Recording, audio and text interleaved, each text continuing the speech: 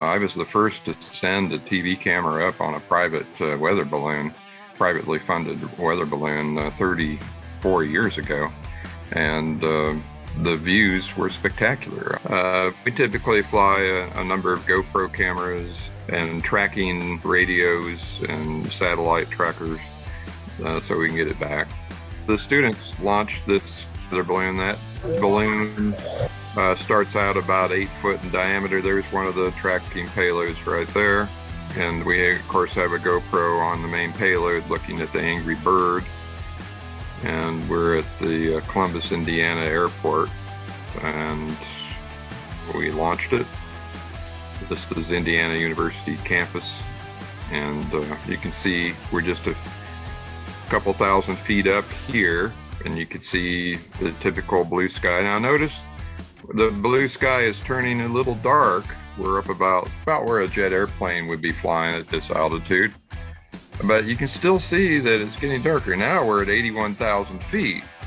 Now you can see the thin blue haze, curvature of the earth, and the blackness of space. Have you got yours yet? What the heck are you waiting for? This is collagen from healthwithleek.com. This is the best collagen on the market that I trust. It's got 5 different collagens in one powder mix. You just put a scoop in your favorite beverage in the morning or your water, and it's amazing. So I do a lot of hiking and biking and kayaking, and this stuff is great for my joints. It's great for my skin. I get a lot of sunlight. It's also one of the most abundant proteins in your body. And after the age of 20, your body starts to produce substantially less. Get yours. Non-GMO, no antibiotics. Not all collagens are created equal. This stuff's the best. Healthwithleek.com. Hello. Supplies are limited. Hurry and order yours today. Get 51% off and free shipping in the U.S. What kind of camera are you using? A GoPro. Okay. Now, do we need to, I'm just asking here, do we need to have a different type of camera that's a non-fish eye lens or something like that? You can replace the lens with a more linear lens that doesn't have a fisheye effect. The GoPro has a pretty wide angle lens. But you can still have usable data points. You can actually estimate the altitude by looking at landmarks on the horizon and the distance apart, and you can actually estimate your altitude that way if you have a clear view of various landmarks on the ground. Of course, right on this day it was a little hazy. You can continue playing there for a minute or two. But you can see, even with the fisheye effect, it's still predominantly curved. Record on this computer. So we have a couple of legends with us today, folks. Greg Allison, rocket builder. We call him Rocket Man. He also makes wormholes available for the public, wormhole generators, literally. And Bill Brown, I have heard a little bit about you. What I have heard is, and super looking forward to this. I heard you have something to do with some pretty incredible space balloons and other technologies. So I'm definitely going to put my thinking cap on here, which I already have on, and take notes. How are you two gentlemen this evening? Hey, Greg, I'm doing great. You can actually call me a balloonatic because I love to send balloons into the stratosphere, into what we call near space, and where you can actually see the blackness of space and the curvature of the earth. And you can see for 400 miles in all directions from the stratosphere. And it's a really interesting place, and looks exactly like you're in space, only a little bit closer to Earth. Well, that's what I'm talking about. Go ahead, Greg. That's why Rex wants to talk to us tonight, because Rex is tired of hearing flat earthers chime in when I do a video. There's flat, So we're going to give them the opportunity to put up or shut up by doing a balloon flight so they can see this curvature. That's right. That's right. And I'll just make so I've met some wonderful people with Leak Project, from engineers, rocket scientists, people that work for the company, FBI, as well as retired sheriffs and law enforcement and every field you can think of.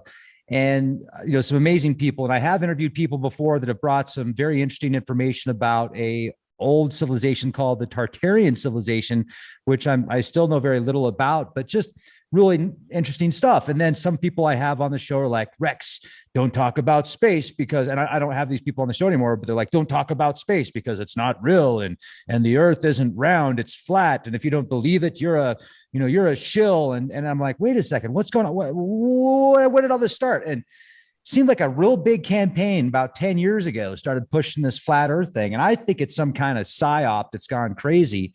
But I know there's ancient texts and scriptures that when people read them, it gives them the idea that the earth is flat. So I also know that there's a lot of photos out there that are CGI. And I've also seen what looks like very legit photos. I've got a telescope, a Meade telescope, which gives me some great views of the planets. I've got a Nikon P1000, which I can zoom so far that if it's on the coast, I can actually see boats disappear on the horizon. But there's some people that just, I guess I got to show them. I want to show them because I want them to come to reality. I'm like, come on, man, let's go. You guys there's a lot more to talk about. And maybe we'll see something out there that'll be really cool. I mean, there's some really cool stuff in space, but I just saw some amateur photographs here, and I want to show these real quick to those that are like, Rex, it's all CGI. It's all CGI. No, it's not. This right here, and plus, this is a amateur satellite that this is from. So this isn't from a official government satellite, folks. For all of you out there that think everything is disinformation from the government, hey, I get it, but it's not. Look at this. This is from the Amateur Satellite Orbital Satellite, and it's a carrying amateur radio. And these photographs, as you can see right here, are actual photographs of the Earth. And you can see clearly it's round, folks.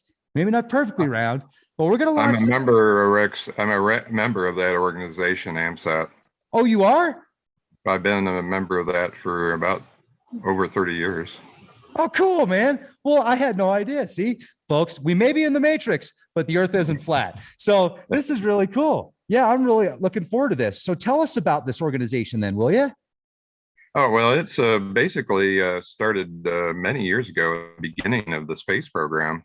And it was a group of engineers who built their own satellites and hitchhiked launch opportunities to go into space through different space agencies. Early on, of course, it was the government, NASA or the military, and we got all kinds of rides, and they were communication satellites to begin with. And it was just shortly after Sputnik that we were building our own satellites and launching them into orbit. Amateur radio operators that had an engineering degree were building these things and getting them into orbit, and we could talk to them on the ground through ham radio, and we could use them as a relay. So we could talk through the satellite and talk to somebody in Europe bouncing through the satellite that was in orbit around a round Earth. So that is Rex, so cool. Literally right now, Rex, there are hundreds of organizations that are like schools and private groups are setting up things called CubeSats, and they take photographs of the Earth. These are from all over the world, and you've got all around the world, and you've got many countries that hate each other's guts, actually, who would love to challenge each other, putting up satellites. And here's a key point: CGI did not exist during the days of Mercury, Gemini, or Apollo space missions to the moon.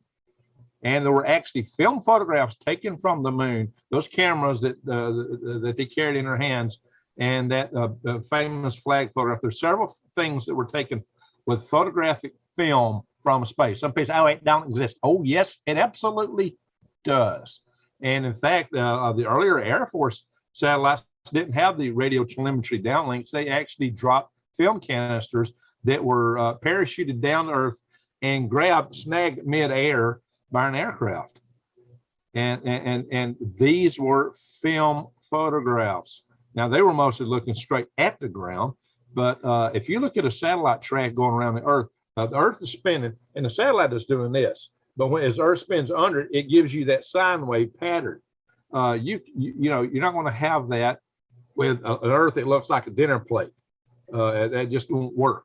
But you can run these programs that tells you when certain satellites or space stations are going to fly overhead, and you can walk outside and watch it go over.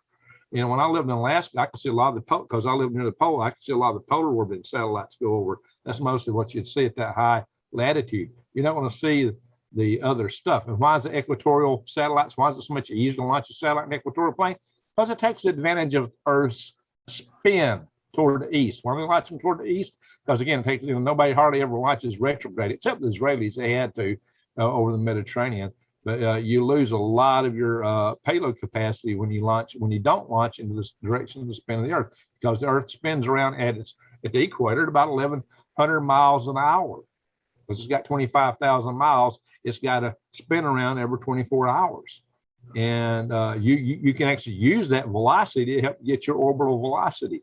So it means less fuel, more payload. It's more efficient. We had to come up with a whole new program for external tanks in order to get the higher inclination orbits to get where the Russians were launching to, which challenged our space shuttle. And so we took a rocket called the Delta Clipper Experimental from McDonnell Douglas that the Defense Department started for SDIO purposes. And NASA actually flew the first ever aluminum lithium oxidizer tank to test building new materials for the space shuttle, and all the future space shuttle tanks after that were based on. And oh yeah, by the way, the remnants of that aluminum, very same aluminum lithium oxidizer tank are in my backyard in the wreckage of the Delta Clipper that I got. And Rex, the way you know you're in Huntsville, Alabama, which there are more rocket scientists per square mile than just about anywhere on Earth. It's the Silicon Valley of aerospace, is northern Alabama here in Huntsville. And the way you can tell a true rocket scientist if they have a spacecraft up on blocks instead of an old car. That's what I'm talking about. You know, my uncle lives out there, an uncle, and my uncle was working on satellites 30-something years ago. He was telling me about how they could take pictures of your sneakers. Yeah, 30 years ago, he told me that. And he wouldn't tell me much else because I was always trying to get more information from him. He's like, I can't tell you, man. I can't tell you. So, yeah, Huntsville is the place. So you've got hundreds of thousands of people, you know, ever since the 60s around the world working on this stuff from, you know, scads of countries, scads and scads of companies, and then organizations that include schools. How in the world could you come up with a conspiracy to say around when it's not and be able to succeed with that? You know, it's not happening. I mean, there's so many zillion ways to prove the Earth is round. Coriolis force, the whole way the vines spin around when they one way in the northern hemisphere and one way in the southern hemisphere. If the Earth was a flat spinning dinner plate, it wouldn't do that. Why the water sinks in the bathtub different? Why hurricanes, cyclones, and anticyclones spin different? The only thing that makes sense is that you know, one's on the top side and the other's on the bottom side of around the spin axis, you know, at the equator of the Earth. So, if we were on a flat phonograph record, the farther you got off to the edge, you go flying off into space. That's right. Antarctica you wouldn't be able to stand up in Antarctica. If that's really the edge of the world like they talked about, you'd be flung off. And if there was some kind of big ice bridge holding the oceans, and one ice bridges don't hold very long, eventually they give way. And all the oceans would be centrifugally, and all that ice would be centrifugally flung off the Earth. It's goofy. Now, one good way to prove it is to go and launch yourself into space and go find the Tesla Roadster that was launched into space. And from that perspective, then you will know that the Earth is round and the moon is round. Where it's at, the Earth will look like a little bitty star. Well, unfortunately, most people aren't going to be able to do that. So that's what we're going to do for them, is give them some footage that we're going to produce, and we're going to put together a balloon and possibly even a rocket that will go far enough into space that we can get some nice curvature. I don't think we're going to be able to get it 1 million feet into the atmosphere, or as you can see here, 53,000 kilometers which is incredible. Like how far is that in feet, would you say? I mean, we times that by what, 3,200? And so we're getting about 1.7 million feet approximately. Is that what that would be? Greg, you should know this. You're a rocket scientist. Come on, man. The correct answer is 3,280.84 feet per kilometer. And if you want to launch that into space, you're talking 177,165,630 feet into space. High altitude balloon, Rex, we can get you up to over 100,000 feet, which is approximately 30,000 meters. Yeah, 20 miles. Which would be this. Would see something like this at about 100,000 feet, right?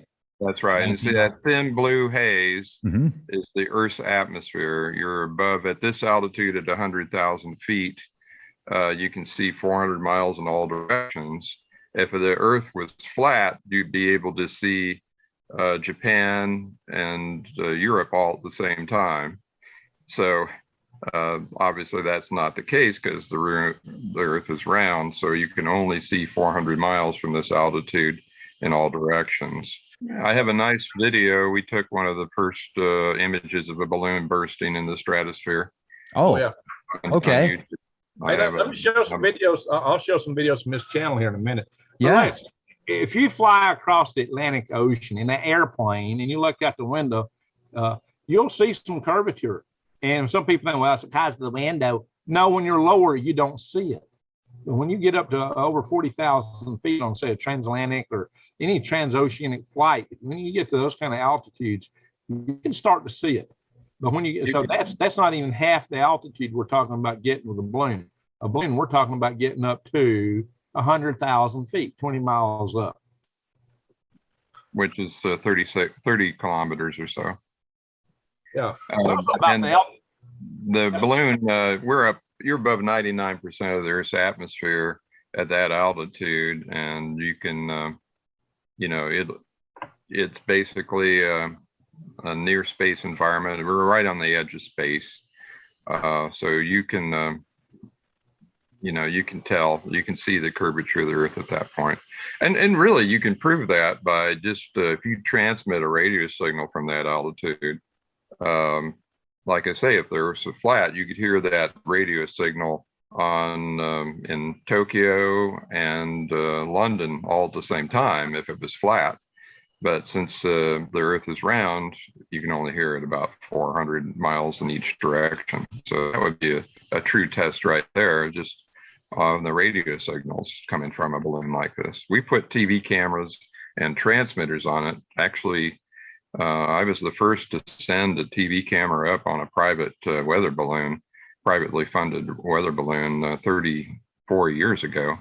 And the views were spectacular. I was amazed by the reading about Joe Kittinger, Colonel Joe Kittinger, parachuted from a balloon from 102,000 feet in the late 50s and early 60s as Project Man High. That was before Red Bull and the other balloon flight where they parachuted out from the fellow from, the follow on to Red Bull. They had telemetry on it with GPS altitude, so it was very precise. Back in the 60s when Joe Kittinger parachuted, he was the first to parachute from the stratosphere. They actually fell fast enough to, in Joe Kittinger's case, he almost exceeded the speed of sound just by falling. I believe he did. And Red Bull, he definitely did exceed the speed of sound, just by the weight falling in the near vacuum of the stratosphere. You're accelerated.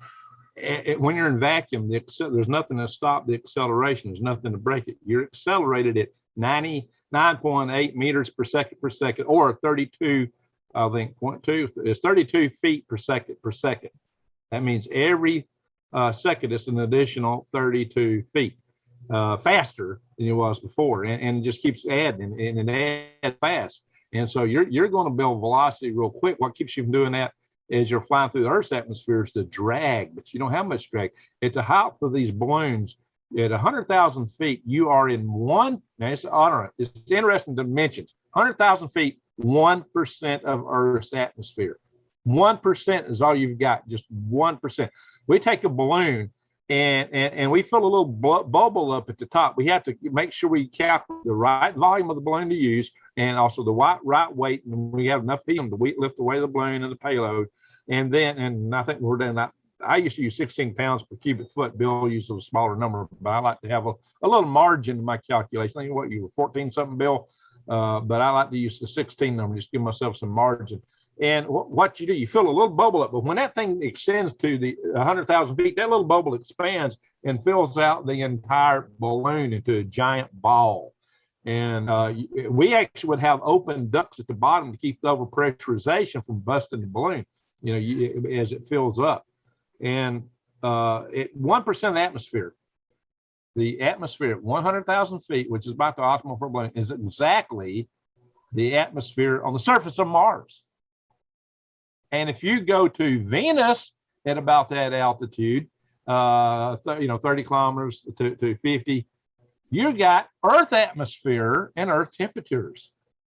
Think about that, Venus, Rex, from Venus to Earth to Mars. It's proportional almost. It's really strange to take all these things into account, but it's fascinating.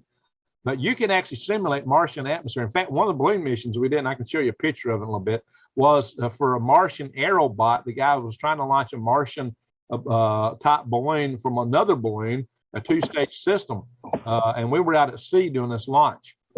We did it as a commercial launch service for JPL, Jet Propulsion Laboratory, and they had a Russian principal investigator on that, Viktor Kurzanovich. He was a Russian principal investigator on that experiment. So that was highly interesting, to say the least. So we've done a lot of balloon flights, Bill and I have, and Bill did a lot before and a lot after. We did our first balloon flight for our HALO program, high altitude liftoff, in 1994. We got some video from that very flight, and if you see me in there, I look like a kid. So's Bill. Now, Rex, I will send you a link in chat that you can show. It'll probably be better to show it here. I can do it. I got him. I'm showing the cat's balloon That's what launch. I got it pulled up. I was going to do that. That's why I asked about to share. Let me do that. Okay. Here we go. Let me blow this up. Do you have the image of it launching in space and then? Yeah, I got both. I got both pulled up. Okay. I'm going to show this one first because this is it coming off the deck of a utility boat 200 miles out in the Gulf of Mexico, known as the Mr. Offshore. The main voice you're going to hear in this video is Bill Brown. This rocket is about 17.5 foot tall. This plastic greenhouse around it is to help keep the oxidizer tank pressurized. We didn't want to get too cold. It's got insulation in it too. That's what's pink. So how heavy was that rocket, Greg? How heavy was that rocket? About that and the structure together was about 300 pounds. The rocket was just a little under 300. From the balloon standpoint, we had to lift a little over 300 pounds to do that.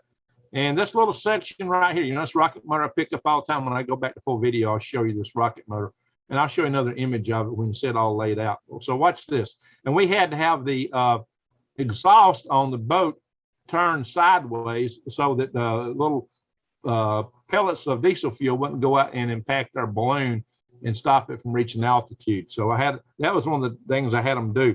We had a still deck on this boat. We went out on other boats with wooden decks, and so we've been at sea a few times with this stuff. So watch this mission here.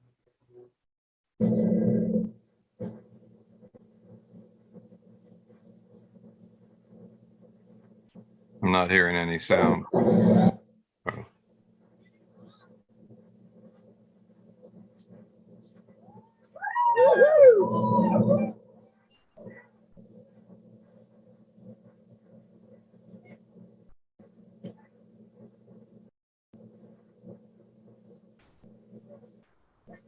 We were a little worried because the balloon was right over the rocket was right over the deck of the boat. If it had fallen at that point, it could have been bad for us.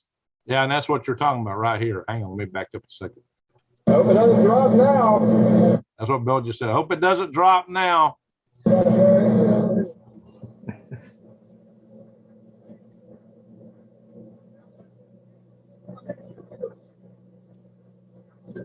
So that was a very, very large balloon with what, about 33 tanks of helium to take this off from the boat. We pioneered the technique of launching from a boat because the boat canceled out the winds, the local winds. So you could do a vertical launch from a boat if you matched the direct wind speed and direction out in the Gulf with the You had boat. to match both. You had to match both.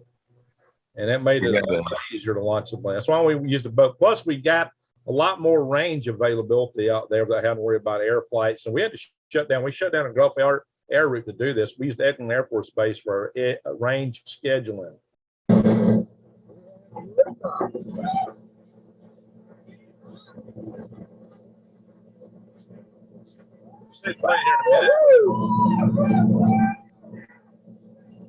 A balloon attack, as long as you focused on the rocket, not the balloon.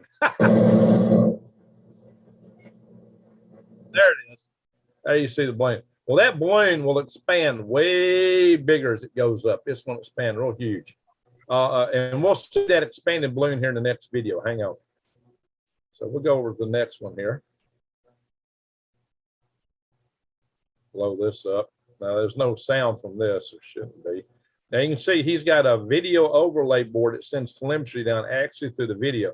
Plus, we had telemetry by RF also. Now, you can see the balloon is full here. It's fully expanded. It's like a fat man there. And that altitude is in meters, not feet, 18,000 meters. Yeah, okay. Which is over, Mission time is at 23 minutes into the mission there, Bill. Yeah, it actually was higher than that. The pressure sensor altimeter pretty much flatlined when it hit the stratosphere. So we were actually probably around 20,000 meters or so. Yeah, that's about the balloon. Now you can see the blackness of space. As you go up higher and higher, you quit seeing blue. And the sunlight is more intensive, so it reflects off all this stuff really bright. And you can't see stars because you got so much light being reflected off this. It's just like being on the moon. Now, if you didn't have all this reflected light, yeah, you'd see stars. So here we go. You're about to see the rocket launch. We're sending uplink commands by radio. I'm gonna stop it. There's the rocket. There goes. There's the rocket. That's the rocket right there on the left of the balloon.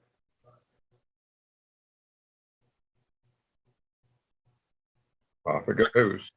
When the rocket fired, it busted the plastic there real good, which was okay. So that's the balloon at altitude. You can see these little stringers hanging down. That's actually the vent tubes from overpressurization. Now you see, I have my AMSAT hat on there on this video. Oh. We do a science camp in Spaceport, Indiana every summer, and this is at the end of the camp. We launch cameras and experiments on a latex weather balloon, and the kids wanted to send up an Angry Bird because that was the very popular Angry Birds in space was the current rage. So Rex, this is the kind of balloon we're talking about doing. It would be a latex balloon with a parachute hanging below it, and then the payloads would hang below that. The cameras or whatever else we're going to fly up would hang beneath this balloon. And we're really limited to like 12 pounds, and with that, I think we have to divide it up into a couple or more packages. 6 pounds per payload, total of 12. Yeah, you have less than a total of 12 pounds or no more than 6 pounds per package if we divide it up. Now we might can divide it up some more. Time you put you can fly 12 1-pound payloads if you want, but we typically fly a number of GoPro cameras and tracking radios and satellite trackers so we can get it back. So what's you can continue playing it there. So the students launched this balloon. That balloon starts out about 8 foot in diameter. There's one of the tracking payloads right there. And we, of course, have a GoPro on the main payload looking at the Angry Bird. And we're at the Columbus, Indiana airport, and we launched it. This is Indiana University campus. And you can see we're just a couple thousand feet up here, and you can see the typical blue sky. Now notice the blue sky is turning a little dark. We're up about where a jet airplane would be flying at this altitude. But you can still see that it's getting darker. Now we're at 81,000 feet. Now you can see the thin blue haze, curvature of the earth, and the blackness of space. What kind of camera are you using? A GoPro. Okay. Now, do we need to, I'm just asking here, do we need to have a different type of camera that's a non-fish eye lens or something like that? You can replace the lens with a more linear lens that doesn't have a fisheye effect. The GoPro has a pretty wide angle lens. But you can still have usable data points. You can actually estimate the altitude by looking at landmarks on the horizon and the distance apart, and you can actually estimate your altitude that way if you have a clear view of various landmarks on the ground.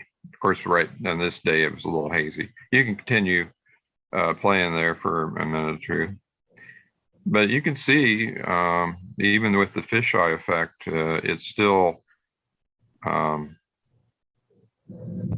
predominantly curved.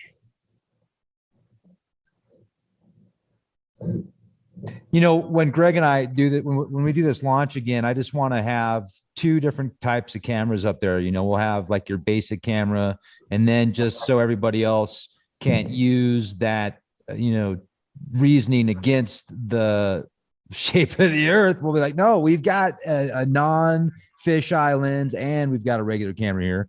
Maybe we can set the cameras up for taking a series of still photos every 10 seconds or every 30 seconds or so, and then have one that's doing video. Great. And we should also put some radiation detectors up there, maybe, or some EMF detectors. Yeah. There are some good radiation detectors, and that's a good experiment. I think that'd be really cool. And then what other types of sensors should we put on the? We've got temperature sensors, pressure sensors can be used, and then measuring the voltage. That's one of our satellite trackers. That's called a Find Me Spot that you just saw whip by there, because the balloon burst and it comes down on a parachute. So all of this wonderful Indiana farmland, where it could land and just walk out in the field, we ended up in a tree top 100 feet up. So what do? Turns out a logger was cutting down trees in the very spot that we landed, and he was about to quit for the day, and we asked him, do you think you could cut one more tree down? He says, all right, I was going to cut that tree down anyway. So The tree. That's cool. Very, very angry bird. there's the Angry Bird. Completed That's a really cool video, man. into the edge of space. it's tons Now we also The angry bird. set up fishing crickets, because the students had read a internet rumor that fishing crickets could hold their breath for 2 hours. Of course, everything you read on the internet's true, right? So Oh yeah. we decided to test that out, and we actually sent a little cup right out of the fishing store of crickets into the edge of space. So these are cricket moths. So the tree was cut down by the logger, Bird at last. Angry bird. and then we opened up the cricket knots. Three, The Angry Bird, no angry birds or crickets were harmed. No, See the really. crickets up there? Man, no, we can't, no, we Oh. cannot do it here. No. Why not? because the crickets would jump out. Yeah, well, they might jump out. Yeah. Okay, They're alive. there's crickets in there, live? There's live crickets in here. See? Wow. Wow. They're alive. No. So there's space crickets crawling around in Indiana right now. They took over my friend's yard. Yeah, I want to That's find right. some worm knots. I want to make some worm knots and fly them. Some of my I worms. bet they might survive. Then we'll have space worms, also space worms. Yeah, go ahead and hit the credits here at the end. Hit play again. No cricket astronauts or angling birds will harm. Brian Tanner passed away from the bug. One I'm just recovering from. He was the director of Spaceport Indiana and the Spaceport Exploration Center in Indiana. Everybody check it out. It's on YouTube. It's just youtube.com/user/WB8EOK. That's William Brown 8 and elk. That is my ham radio call sign. I just it was randomly assigned to me. And there, for example, that one right there, just to the right of Angry Birds, is a high altitude balloon launch. One of the very first ones that we were able to photograph. So I was thinking, let's see if we can find the one from Space Camp. Oh yeah, that's it's on here. This was actually 28 years 20. ago. That's me behind this It's guy. only behind that appropriate guy. to reach for the stars at a Maybe, place I'm like not the U.S. Space and Rocket Center. But why Audio's coming have through a now. rocket handy? Well, Huntsville engineer Bill Brown says, Yeah, that's- use a balloon. If you were to ride along with this balloon, you could see from Florida to Ohio. Bill's been sending up balloons for years, but not just any balloons. If all goes as planned, this balloon will zoom me up walking well over 100,000 feet above the valley and send back full-color video. That's one small step for a man, one giant leap for a balloon.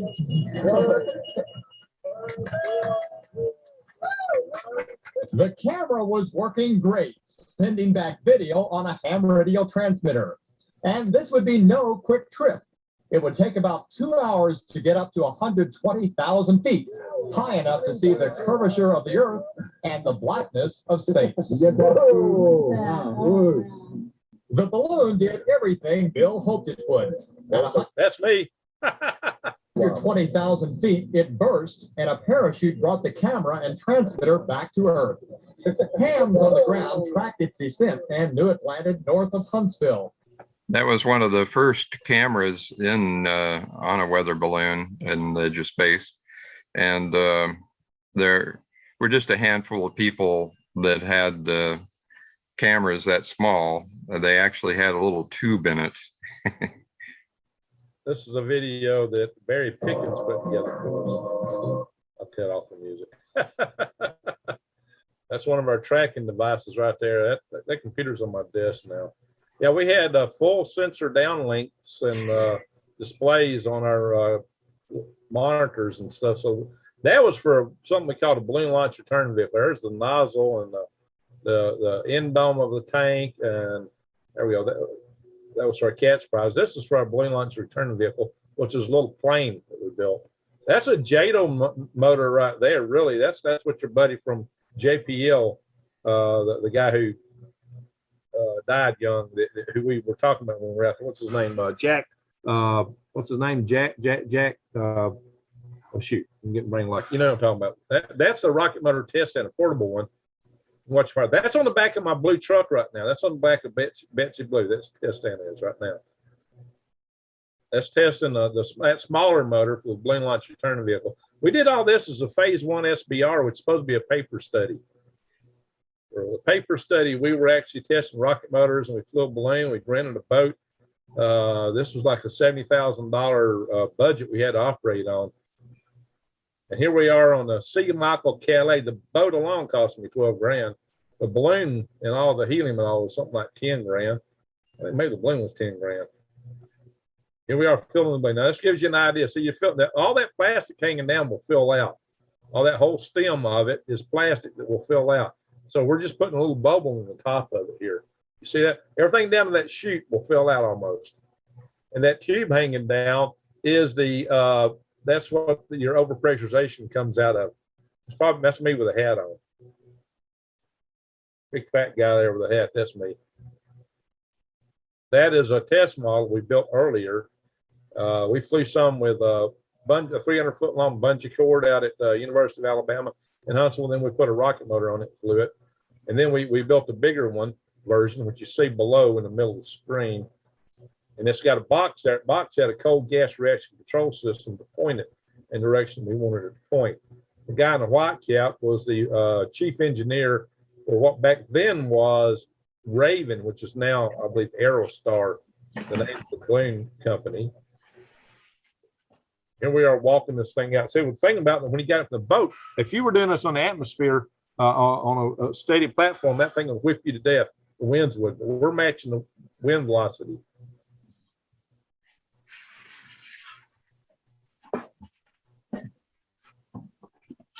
I'm in that photograph somewhere. I think that's me. Anyway, there we go.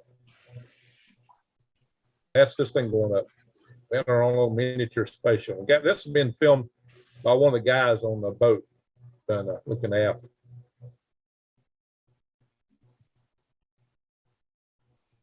That's pretty cool, man. That was one of our projects. We did that for $70,000. Well, we also sold a balloon launch to help pay for that boat to the Jet Propulsion Laboratory. We were actually doing that one under Dryden. The SBR was through Dryden Research Center. So we actually did work for 2 different NASA centers on that boat that day. I had to do something to pay for the boat. This is the rocket motor test stand with a bigger motor. That motor firing is the one I show you guys right there. That very motor is beside me right now. I'll show it to you when we show the end of these videos. That motor is at my knee. I got my hand on it. That same motor. That was fired at a grass airstrip just above me. And that rocket motor test stand is on the back of my truck right now. Now that's one of our earlier test stands right there. That one was our Space Launch 2 rocket test. That one actually was supposed to have been a static fire, and it actually launched on us. I wonder if it's going to show the thing actually taking off. I don't know if he put that in the video or not. That thing came down right at us. And the actual SL2 rocket came down at us too on the deck of the NASA's Pearl River barge. That's the first time we went to sea. And that rocket is hanging today. And straight to El Brewery, he accidentally lit that thing. He took off running. That was Al Wright. I've never seen anybody run backwards so fast in my life. Well, this thing's actually going to blow up because we had a floating diaphragm in the middle. It burned a lot longer than we meant for it to. Yeah, we had a couple of issues with that burn, but it caused it to have an impulse. So there's a still I-beam on top of it. It busted that still I-beam, and this thing actually takes off. We're out there. I'm the closest person to it at that point, hiding behind a tree, big pine tree. It went over my tree and came down right on the top of another tree right behind me. Ronnie saved my life. I was staring up and he grabbed me and pulled me over to one side and it smashed down right where I was standing. And that was several hundred feet away. She's about to blow. Yeah, there's nothing going to humble you like trying to develop rockets. Boom. She took off. Look, she's gone. Look how fast that happened.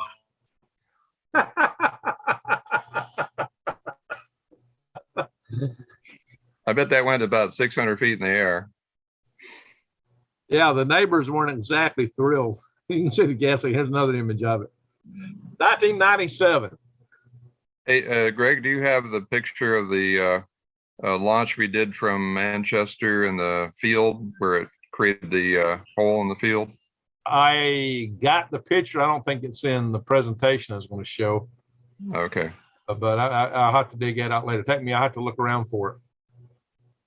Our first flight test of the rocket went up about 30,000 feet, ended up 2 miles away and created a post hole. It buried itself in the field. Yeah, I was the one that found that rock. I ran straight to it, across 2 or 3 fields. I just had the hunch. And I just started. We had a whole bunch of people out looking for that thing, and I just suddenly got this hunch, and I just tore out running. I ran right to it. It was 2 miles away. This is the same test. November 2nd, 1997. This is what I was doing for fun when I was a young guy. We were, talking about, new space or the space entrepreneurs. We were space entrepreneurs long before Elon Musk even dreamed of it.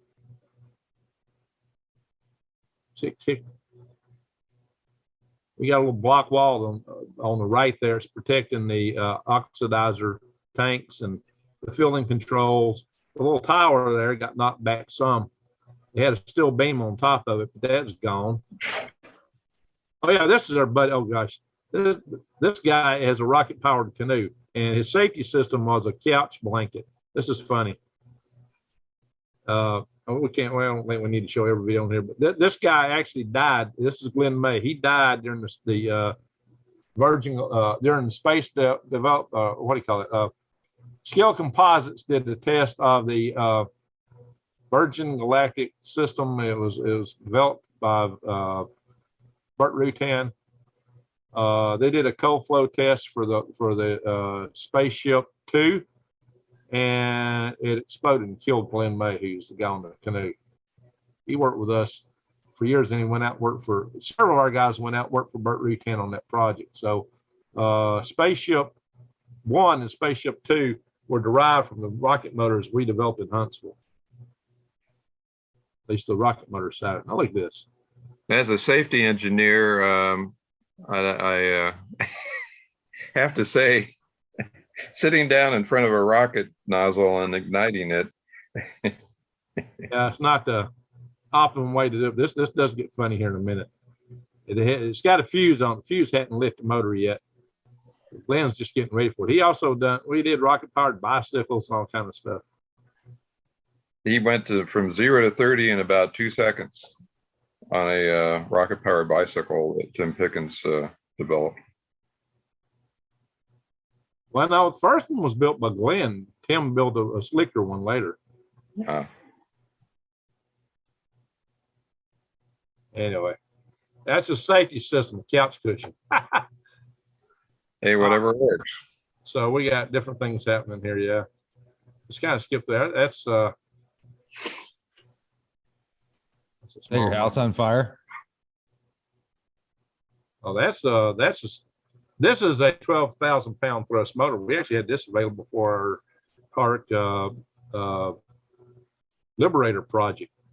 That was liquid injection thrust vector control rocket motor. It was developed by Space America using just regular kerosene. But we actually procured the right to use that on a cat's prize effort that we did later. Look at that. That's quite a plume right there. That was more thrust than Spaceship 1 had. If we had time, we definitely could have did what they did. We had a concept called the Liberator we were starting to develop. So maybe I'm going to skip ahead a little bit, maybe to show that in here. Yeah, we were commercial space a long time ago. We put a lot of our time, money, sweat, and tears into this. And it did spin off a company. I think that's a JADA. No, this may be the same motor I got at my knee. All right, that video got messed up. What happened? I caught it at the end. Yeah, this is actually, which motor is that?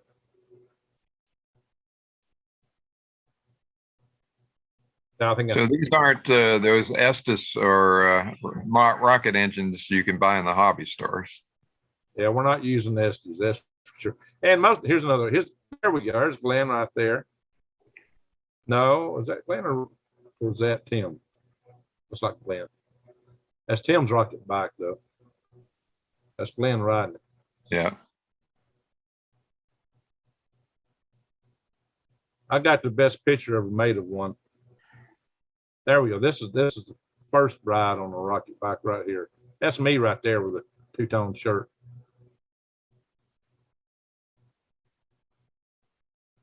This is the stuff we were doing for fun. It's 2000. Oh, that's something called Roton. That's not, probably shouldn't be showing that. Lost to another company that's defunct now. They wanted to have a rotary rocket company. They wanted to come in like a helicopter. Dan DeLong was a chief engineer on that. He was a chief engineer later for, why that's in this video. But anyway, that's enough of that video. Okay, but the HARC project, I don't know how they get on there. Proton. We know the people involved in it. So there you go. That's some of the videos. I can. So I'm gonna stop this share. Well, let me ask. So for those that want to be a part of this project, we're going to call this project Show the Curve. I love it. You know, I mean, curved is way better than flat, folks. When people tell me that space is fake, I say space is definitely real in between your ears. And when people tell me that gravity isn't real, I say, do we need to put you on a watch? I don't want you walking over a cliff, just to check for yourself, folks. If you know, you can call it whatever you want, but there's something there that will bring you back down really quick. So please stay away from the edge. We love you. And wow, yeah, like how much is this going to cost? What are we going to do to put this together? And let's launch this as far as we can, and let's come up with a decent budget so that we can actually make it happen. Because this is going to be fun. This is going to be fun. Depends on where you do it, because lodging and a hotel might be the biggest cost if we're not careful. So what are you thinking? 10 grand? Oh yeah, we can definitely do it. Well, the technical side, that the materials can be done for under $6. With the cameras, the radiation detector, EMF detector, the works, all that. Yeah, probably. What do you think, Bill? That sounds about right. Should be able to do it under $6 grand. But if we get travel involved, so we want to have a recovery crew to go chase it. It should come down within, 100 or 200 miles from where we launch, probably 100 miles. Yeah, it depends on the time of year. Sometimes the year can land right back at your feet almost. Oh, yeah. And there are other times when it could go 150, 200 miles downrange during the winter. So, and you're probably best doing a summer launch or a early fall or spring. But dead of winter, it's going to definitely cover some ground. And I'm thinking spring or summer next year for me, just my own schedule. that sounds about right. April's a good time, May, somewhere in there. So let's plan on April if we can. I think that will give us enough time to promote and to get enough people together, to help fund this project. And for those of you that are going to help be a part of this, like, put your money where your mouth is. Like, I've read so many comments where people are just repeating somebody else. And I'm like, okay, there's got to be somebody in there that actually does some research and not just repeat what somebody else repeats. Let's bring our minds together and pull this nonsense out. And plus, it'll be fun, man. This is going to be like, I'm super looking forward to this. Maybe we'll pick up something out there. Maybe we'll see something fly past and we don't know what it is. I mean, I don't know. Maybe it'll be an Angry Bird or something made out of titanium at 100,000 feet. It'll be fun. It'll be fun. So let's have some fun, folks, and let's make this happen. And, if you want to, I think what we should do to make it extra special for people that donate is maybe we could put stickers or something on the balloon. So when we launch it, they could see the sticker, and we could have larger stickers for those that want to fund more or different levels just to make it. But we're going to live stream this, folks. We're going to live stream it, and you're going to be able to see for yourself. Rex, you could have a little medallion made, lightweight coin, commemorating it, and people could get a coin that's been to the edge of space. Ooh. Yeah, that sounds really cool. I like that. Now, okay, so if we go for, realistically, with $6,000 in materials, how far up can we get it? Because I want to get this thing up as far as we can. Can we do something? You can probably go between 100 to 110,000 feet would be the practical limit. Sometimes you can go a little higher, 120,000 or more. It depends on the size balloon that we use, but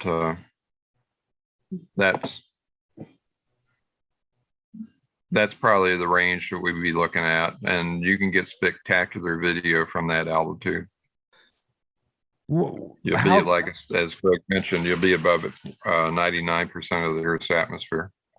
Yeah, once you go over 100,000 feet, you're above 99%. Right. You're actually above it, and that's a really cool place to be. You're up in the stratosphere. They actually above the stratosphere. You're way up, way higher than any airplane can fly. No airplane flies at that altitude. None. Balloon can get higher than any of them. That's why we were looking at that as a rocket motor launch platform. Oh yeah, by the way, a small rocket launched from a balloon can reach 4 times farther than the same rocket launched from the ground. If you optimize the nozzle to give it a vacuum impulse, and the lack of drag together gives it phenomenal extra performance. That's why we're building these systems. And that's also why when I talk about, launching rockets from things like a solid rocket booster, yeah, that little rocket, it might have been 1,000-mile range on one platform, might be 4 times that launch from that platform. Plus, it's got the altitude to go down from too. So hey, Greg, yeah. Do you have that video of the balloon burst on my YouTube channel that you could show? And hey, let me show you guys. I said I was going to show you the rocket motor we were firing. Look at this, guys. This is the rocket motor that we were firing in that video. This is the exact same motor that we fired in one of those test videos. And I can show you this compared to the size of the actual whole rocket in a PowerPoint chart in a little bit. You want to find the balloon burst video. Hang on, let me go back to your channel there. Blow it up. Yeah, this is a pretty cool picture. So that balloon started out at about 8 foot in diameter on the ground. At altitude, it's 35 feet in diameter, and it's 110,000 feet in there it burst. It actually sounded, I had audio on this, but the audio comes through, it sounds like a shotgun blast. And it leaves a smoke ring of talcum powder, which is inside the latex balloon. Well, the really neat thing is the parachute opens up immediately. Oh, look at that. Yeah, you see the smoke. You can see the smoke. Look at that. Yeah. And there it is. There it looks like a smoke ring. Talcum powder. Yeah, it definitely got it in those balloons. It's funny how the camera has got a black dot in the center when it sees the sun. Now, we've launched balloons to study the solar eclipses from the stratosphere. You can actually see the moon's shadow drifting across the ground, the entire shadow. When there was an eclipse over Argentina, I just walked outside and I pointed in the direction. I said, Argentina's out there. There's the and there's the moon. From here, the sun's over. I said, there's the sun. You should be able to see the moon if the world's flat underneath, but you can't see that. So, that was another proof. That's not one of your balloon launches. That was the very first, that was the second live camera flight in America of a video camera on a weather balloon, a live transmission down to Earth. You don't have the balloon we did from the airport in here, do you? I probably got that on VHS tape. I don't know if I've got that one or not. I think you did. That was a very interesting sight. Like we're looking through the bomb site the whole time, the video. That's the one that really generated the UFO reports. Anyway, so now one thing we've been doing lately, Rex, is little tiny miniature balloons on small balloons. This is a payload I developed. Looks like a weather satellite. Yeah, it does. Totally solar powered, and we've been sending. It weighs half an ounce total. It's got a GPS tracker, a little microcontroller, a transmitter, and you can track this on your smartphone anywhere in the world it happens to be. And you can. It floats at about 45,000 feet on a small party balloon, one of those big silver 3-foot party balloons, and it can go around the world during the winter. In about 11 days, you can go completely around the world. What is the most trips around the world you've had? Personally, 6 times around the world over the course of 3 months, but some had these stay up over a year and gone around the world over 30 times. And, how do they stay up so long?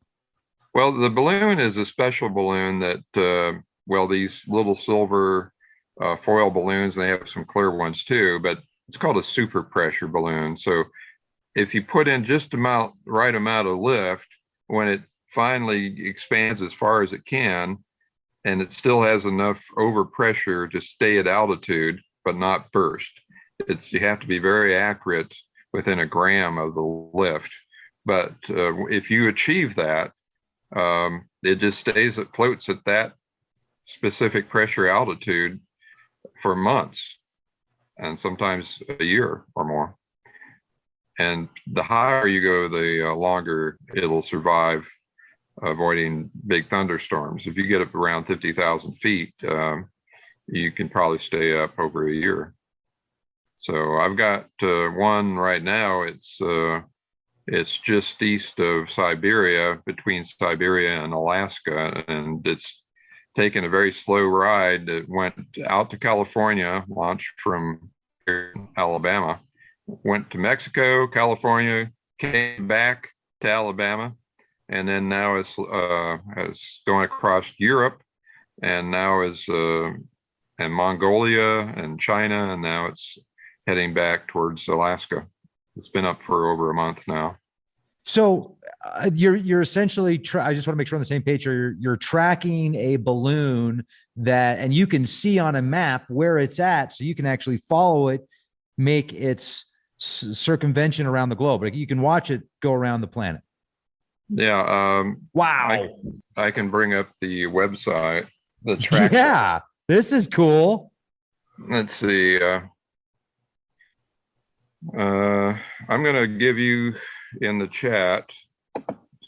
I'm going to send you the link if you type this link, and it'll show all the balloons that are currently flying in the world like this. And this is also a good site to track our upcoming balloon. Did you get that? Yep, I'm on the site right now. I'm pulling it up. Yeah, by the way, Bill builds and sells those little miniature satellites. How much? Bill, how much? They're around $159, but you have to have a ham radio license or know somebody that's got one, because I have to program. But this is the size of the balloon that we've been using to go around the world. It's about 3 foot. This is a 32-inch spherical balloon.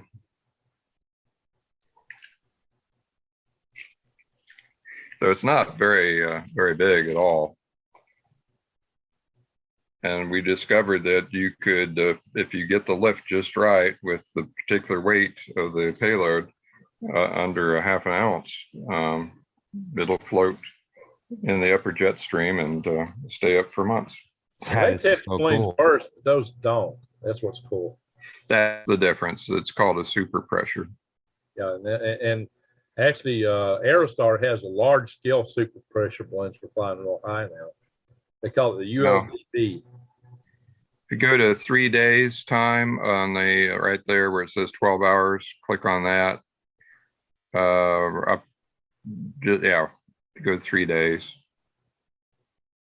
And that'll show you, and you can click on the question mark. It'll get rid of that welcome screen. Is that all the call signs on the left for each balloon? Yeah, those are each one of those on the left is a balloon that is currently flying. Some of those, okay, mine is W4CQD, which is just near Sakhalin Island, just north of Japan. Yes. And you can see it's floating at 13,179 meters. I send down telemetry of the battery voltage, how many satellites, the temperature. And you can track, if you zoom out a little bit farther. Oh, that's Russian. That's Russian. You just flew over Russia. Don't you can see where we flew over Mongolia in the past 3 days. And there's several other long distance balloons that are flying along with it. Can you put cameras on these bad boys and get that camera to send a signal back? The camera would weigh more than the entire tracker. But there have been some people that have thought about it. It'll go much lower altitude, but you could put a very tiny camera on it. A special lightweight camera system. Yeah. Okay. That's freaking amazing. Could you imagine? Maybe you need to redesign the balloon itself if you want to carry a camera. Have a little bigger version. Dude, this is like yeah. perfect for spies, man. Like from other, like, okay, launch 50 balloons. We'll put the nano computers and the nano cameras on them. We can see what they're doing. We primarily do this for schools, elementary, middle schools, high schools, and colleges. And the really cool thing is they get to track it on their smartphones. And if you get students ability to track these things, if you tie in their smartphone, you have them hooked. So they start learning about the STEM field, science, technology, education, and engineering and math. And then they also learn about the countries they fly over, because the teacher often said, hey, we're over Mongolia. Let's learn about the people of Mongolia. That is really cool, man. If you go to, there was another website where you can actually track these balloons and then see what's directly below them on Google Maps in a split screen. You can do the street view of the balloon, and that's pretty cool too, because then you can see what's going on. Now, that's another one that I'm involved with. My friend Tom from Memphis, Tennessee, launched that about 40 days ago, and it's went clear out to the Pacific Ocean, across Mexico, and now it's looping back across America very slowly. This one's particularly high. It's 50,000 feet, and he stretched one of these balloons, pre-stretched it almost to the burst point on the ground, and so it's gone higher than usual, and it's been very interesting. This should stay up a great long time. Of course, I've got a balloon that we might get altitude record for if it hasn't been messed up. I got to find it. I think it's in my barn loft. Rats got in it and tore it up. That's a $8,000 balloon. Yeah, it's $8,000 balloon, but that thing could really get some altitude if you don't put any payload on it. To speak of, it's very light. But the cost of helium to lift that balloon now is pretty exorbitant. Helium prices are going way up. Well, that's why let's do the campaign the right way. Because if you've already got a balloon that's just sitting in your garage that has that kind of value, let's get the money to put helium in it, and let's get the money to retrofit it. And maybe we could even get the money to reimburse you for it. And maybe we could get it up higher than 120,000 feet, even possibly. It might go 150. What's the altitude record? 190, isn't it? One's well, somewhere between 160 and 180. Yeah, they got one way up there. Was it the Japanese that got the latest altitude record? I believe so. Yeah, that's what I thought. Anyway, yeah, we could probably. It's diminishing returns as you go higher in altitude. It could be another Guinness Book record. We got one already for the amateur rocket record way back.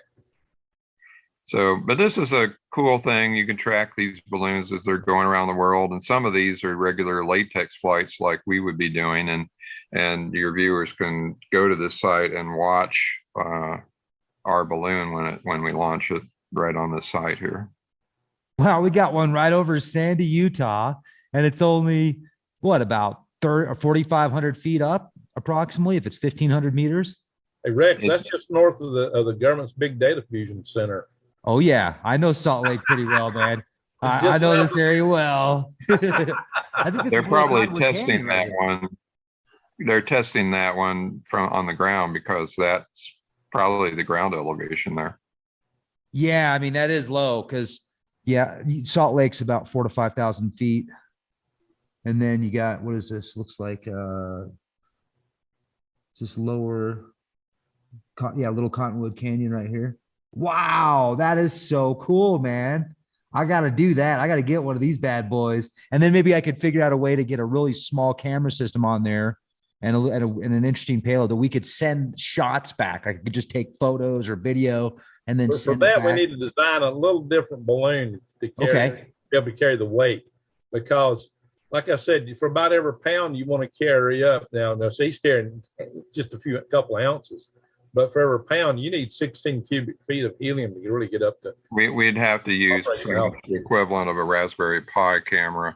Perfect. Okay. And there's, but it's once again, your altitude is going to be lower. But we could use these balloons that I have with that. I'll give that some thought and see how we can implement that.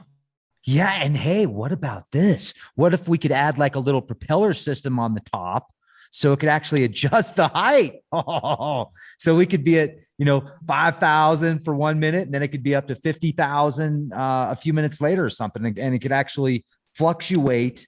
Is that possible? For these, that's a lot of weight. Okay. When I make these, I make them as light as humanly possible, and then I make it lighter. Cool. You have to think everything has to be as lightweight, like the brass tubing that holds my solar panels. I went to a specialty metal shop when I got one from my local hobby store that weighed 3 grams. That was too heavy. And I went to Europe and I found a brass tubing that weighed 0.8 grams. So everything has to be designed as lightweight as humanly possible to make this work. Because my whole tracker weighs less than 15 grams, right around a half an ounce. Half an ounce. So there you go. Well, but if you can increase the weight, but you're going to float a lot lower. And when you float lower, you're at more risk of hitting weather. Yeah, and it'll wipe it out. Storm. The weather will wipe you out. So I'm gonna do another share here. I'm gonna do a screen share of just a PowerPoint presentation. This is a PowerPoint presentation we made a long time ago just to promote our company, High Altitude Research Corporation, that spun off from our Halo project. That's the balloon launch return vehicle right there hanging. This was it, and was a brown launch. This is a smaller subscale version. We did we built a rocket motor test stand. We did several test fires, characterized 3 different types of fuel grains to optimize the fuel that we put in this. And we rented a boat, the helium, bought this balloon, and we built this subscale flying model, and we flew it several times. All that under $70,000. But of course, this was back in just before the year 2000. We actually flew it in 98. That's the rocket motor test stand with a portable trailer. We went to that after we blew the other one up. This is the backside. I can see HAL 5, a plaque. Actually, Glenn made that plaque. There's a lot of our controllers. Yeah, we had quite a little setup there. That's Steve Mistakis. That's probably, there's Tim Pickens right there. They had a pitot tube on. The camera was in here. Our avionics was here. The rocket motor went in here. That's the actual rocket motor. That's the fuel grain, what I was showing you, and that's the oxidizer. The oxidizer part is a lot more bigger volumetrically. This is it hanging off the deck of the C. Michael Calais utility boat out in the Gulf of Mexico. And it's just, it kind of tells what all we did. And again, there's a glide test, a power test before we actually went out to we tested all these subsystems before we took it out to Gene Young just passed away, Bill. Did you know that? This is Gene Young. He was one of our head avionics guys. He just passed away, unfortunately. This is a lot of the avionics that went into the tracker. I think this was actually on board that box. And we had ground stations we built up. Shows all the type of controls. So we had full cockpit displays. This laptop is sitting beside me right now. It's an old laptop. There's Bill Brown installing the high gain antenna on the upper deck of the C. Michael Calais. And so we did range scheduling with Eglin Air Force Base. We went to the FCC, the FAA, there's C. Michael Calais. And this one had a wooden deck. It's a lot more comfortable. That's me down there on the left, right behind that would be Gene Hornbuck at the very back. The guy in the white, wearing all white, would be Mike Smith. He was the chief engineer for Aerostar. The guy standing, I just hit several pages. What happened there? I got way ahead of myself. It just rolled on me. I don't know what did that. Anyway, I was telling him about a lot of our stuff that we did there, team operator. I'm not going to read all that.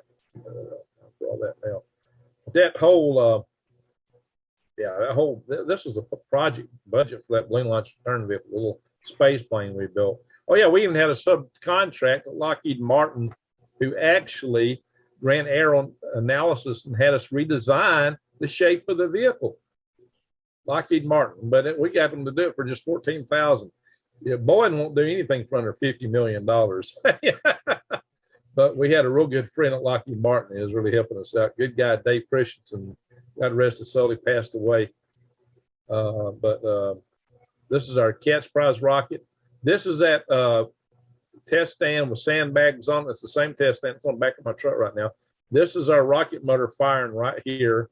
I think we hit about 1,400 pounds thrust, or maybe a little better than that out of this thing. Yeah, let's see. No, it was just under 14. That's 1,200 right there. That's the thrust. This is the tank pressure. The tank pressure has to exceed this is the chamber pressure coming the thing. And we had to measure all these things. This is a pressure flood system. Now, to give you an idea, this is all oxidizer tank right here. This is that fuel grain I held up. This is probably the exact same motor that we fired. I don't know, it might have been a flight motor. These were the fins, which were sized to give us a little traction in the 100,000 feet. You need a lot bigger fins up there. That's the nozzle, built out of an ashtray can, actually, believe it or not. And this is this oxidizer tank held the nitrous oxide. The avionics are up here, and we put a cold gas control system in the center. I actually think that was an addition added later. This whole rocket launch hook, yeah, actually it wound up being taller than this. Yeah, it was going to be 16.5 and it wound up 17.5 inches. We added a set. Yeah, we had a payload station. We added a cold gas spin system into it to spin it up just in case we didn't get enough spin off the fins, being a little bit misaligned. So just to give you an idea, yeah, we defeated the COCOM limits of the GPS for this guy.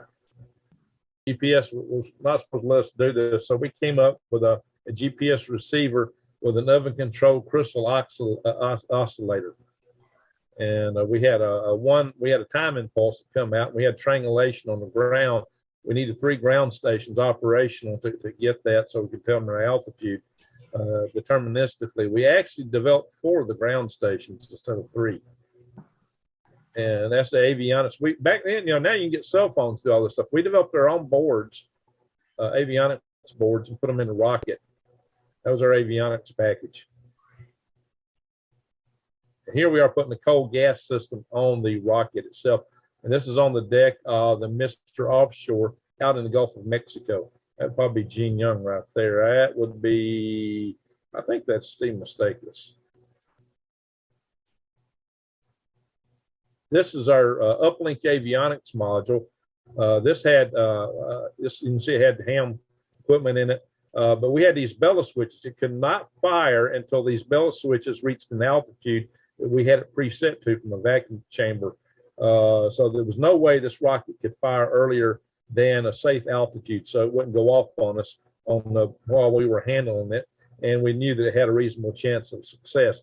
This is all military connectors, and all this was built to spec, to prevent EMI problems that you might get just with regular amateur systems. So it was all mil spec type stuff we used. This is where we were doing our own controls to launch it. I'll show you. This is the boxes we built for the ground station. This is one complete ground station here. We built 4 of those. Now, the Cat's Prize rockoon cost us a lot more than that BLRV is, twice as much. And that's actually Glenn May right there. He's the guy that's passed away. That is Steve Mistakus. I can't remember what this guy's name was. There it is, getting ready. It hasn't got the payload section put on it or the avionics. But there it is on the deck, getting prepped for launch. You see that boat right there? There's a whole story about that, the whole video on that. That's Chase Reniger. This is David Hewitt. David is quite the engineer now. A master's degree. He was in high school. No, he just started college when we took him. This guy was actually in high school, and we took him out on some of these things. Yeah, but you notice that boat's not there. This is supposed to be our recovery boat. We were having communications problems. I guess that's a whole nother story. I was stranded 200 miles out in sea with nothing for with a can of Coca-Cola and a bag of salted peanuts. No, it was actually a Dr. Dr. Pepper. Mountain Dew and packed peanuts for a whole day on the ocean. So yeah, I got lost at sea on this mission.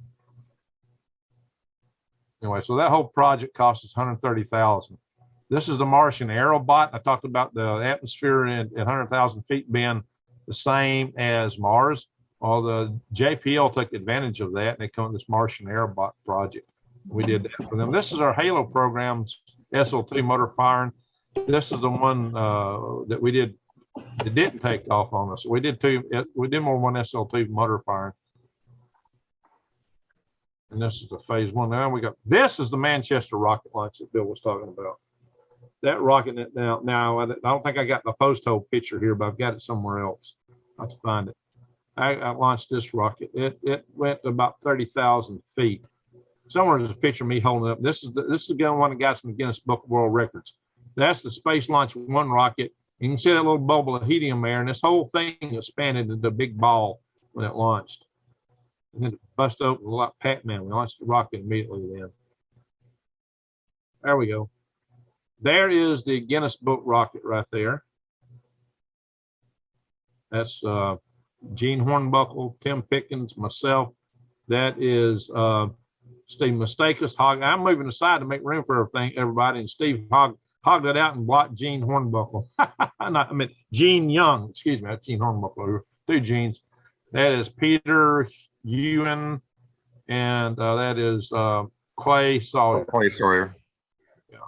I was on my way driving there to the launch site when you took that picture. Yeah, you weren't there then. This is on the deck of the NASA Pearl River barge. This is the Space Launch 2 rocket. You know, the test of this thing before that is the one that blew up on the. And you know, so we ran from this thing twice. We also ran from it here because the darn antenna hanging here. They didn't. When we designed this, there weren't no cross brace up here, and they put that on there because they were climbing this thing on the boat, and the boat was heaving around.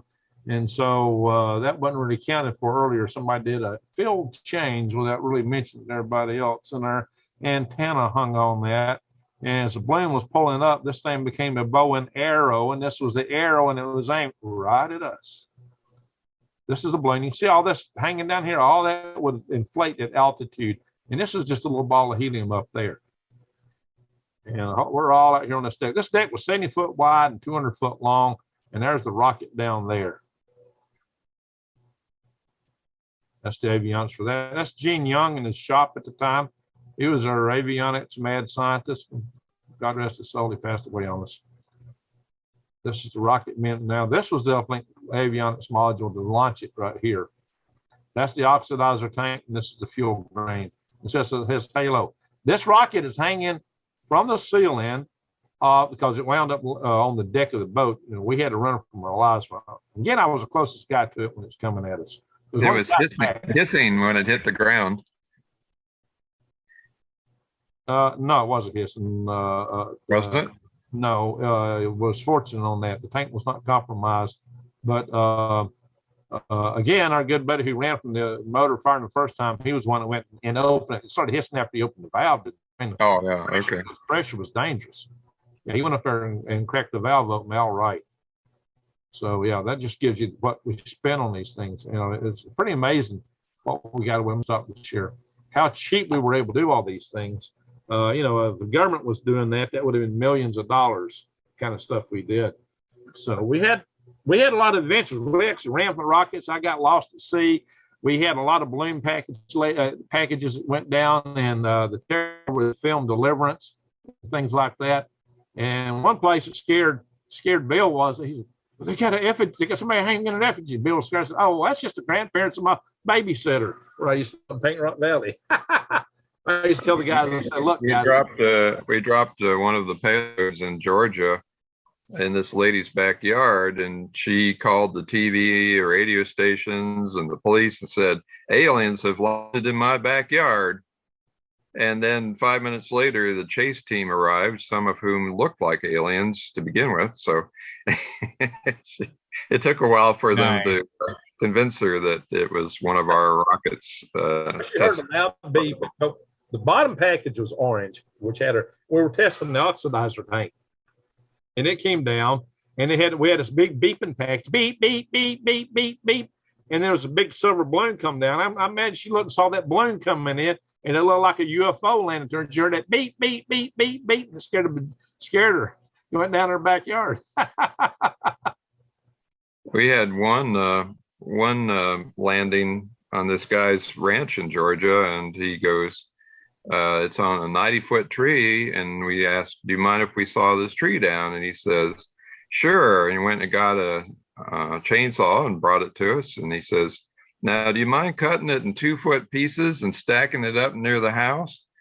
And which we did. And when we got to leave, he says, now I've got these bags of fresh picked okra from the garden. They're $10 a piece. And we all bought a bag of okra. Nice. So, and on our way out, he goes, you all come back now anytime you're here. Perfect. You got to do what you got to do, man. I like that. And I got to say, this has been just an incredible presentation from both of you. I want to thank you so much for sharing the video footage and your knowledge and your time, and actually taking the time to talk about this, because it must seem really silly and foolish to you two, especially. And it does to me too. But I'm like, I just want to share the truth with people, and I want people to get out of this spell, because I feel like they're literally under this mind control spell. And I'm like, come on, let's come back and let's talk about something else. It's like I could do a podcast on anything, and there's going to be somebody that's going to come in and be like, dude, the earth's flat. You're a shill. And especially when Greg comes on the show. And I'm like, okay, well, Greg is genius. And Greg comes off very personable, but people don't know how smart Greg is. And I know you're up there too, Bill. Greg was telling me about you. So, like most people, when they give you a rebuttal in this, they're like, well, it's flat. How do you explain water, Rex? Water is flat. I'm like, wait a second. Water drops around, dude. Come on. Come to Earth, bro. You're in a different Earth, man. You're in a different world, okay? You're in flat land. I get it. Flatliners are... Anyway, so let's finish this up on a positive note. I think I'm convinced, even I was convinced before, but now it's like, what do you got? What are you going to do? I showed you proof of the Earth. We looked at photos of the Earth that weren't CGI. Clearly, CGI was not invented into the 1980s. And it was invented for the movie industry. So everything before that was non-CGI. Now, there were pictures from raster scan pixels. That's one way you can take a picture electronically, but there was also film photographs, especially the cameras carried by the astronauts. The astronauts carried film cameras with them on many missions. And even when the first space shuttle flights occurred, there was no CGI. There was no CGI in any of the previous space missions for, like I said, Mercury program, the Gemini program, the Apollo program. All those were before then. And so if you ever remember, though, if anybody's old enough to remember that when these things were gone, that the animations they showed on the TV stations were really created like little cardboard cutout things just to represent what was going on, because we didn't have the video power that we have today. We didn't have the cool nifty things we got. Nobody could even imagine the kind of games people play and stuff like that on their own sets. So it's a different world. But here's one thing to take away: the higher the balloon goes, the farther it can see, because it's looking at more and more of the Earth. If you're on a curved surface, when you're close to it, your horizon's close. But the higher you go, the more horizon you get to see. And where we're flying these balloons, like Bill mentioned, you can see and actually talk and relay audio from somebody 400 miles away. We can talk to somebody in Ohio, right over Alabama, or way down in Florida. We could relay communication from Ohio back to Florida or somewhere like that. We could cover 800 miles because we got a radius of 400 miles. A TV, why the TV stations and radio stations try to get their antennas so high is the higher they go, the more horizon they hit, the farther they can cover it. Even at the same power, they cover it more distance because you go the horizon beyond a certain point. So and the horizon, how many miles is the horizon, is actual horizon when you're on the ground, Bill? Like 7 miles or something? Yeah, just a few miles. Yeah. I mean, if you get on a boat, say in the middle of Lake Pontchartrain down in Louisiana, you're not going to see shore when you're right in the middle of it, or in a lot of these great big lakes. You're not going to see the shore because the horizon is falling off. And when you get a telescope and watch a ship coming at you, the first thing you're going to see is the mast, the top of it, because the rest of it's got to come over the horizon. That's how Columbus figured out the world was round. He was watching ships coming and going in Venice, and he was paying attention. I keep seeing just the top of it first. Why is that? And you go, wow, the Earth's round. Of course, the Greeks figured it out, about 250 BC or something like that, with shadows and wells, and they actually calculated the curvature of the Earth and got it right. And you can actually figure that out by measuring how far you can see just standing at the base of Pikes Peak and then going to the top of Pikes Peak and seeing how far you can go. Who was the guy that built the flat Earth rocket? He was going to fly up a couple thousand feet and prove that the Earth was flat. Didn't make it. All he had to do was go to a mountaintop. Bingo. Yeah. There are mountains you can drive up in a vehicle or a car and get more altitude than he was going to get with that rocket. So it was just a stunt, but it killed him. So, all righty, guys, let's wrap her up here. We need to run. But it was an honor to meet you, Bill. Yes, same here. I hope to see you again. I hope to work with you on some balloons, and I'll definitely. Absolutely. Yeah. Okay. And Greg, you're always awesome, brother. Thank you so much for bringing it. Well, thank you, Rex. I got a lot of good friends. Bill's one of them. We got a lot of friends that are just pure geniuses here. And I showed you a lot of them. I mentioned, I called their names out as I was flipping through some of those slides. A lot of those guys are just pure geniuses. We had a great team. Greg is the first, one of the first people I met in Huntsville when I moved here. Yeah, that's a whole nother story. It's like, it shouldn't have happened. I mean, it was the magic. We both wanted to do a rockoon, and we just happened to meet out in the middle of nothing. So this was like meant to be. All right, but that's a whole nother story. Maybe that'd be worth telling one day. Ladies and gentlemen, we're in the Matrix. And on that note, have a beautiful day. Be excellent to each other, and be the change you want to see, everybody. Thanks, everyone. Thank you. Check out the website, leakproject.com. We do live shows free every day, and they're uncensored.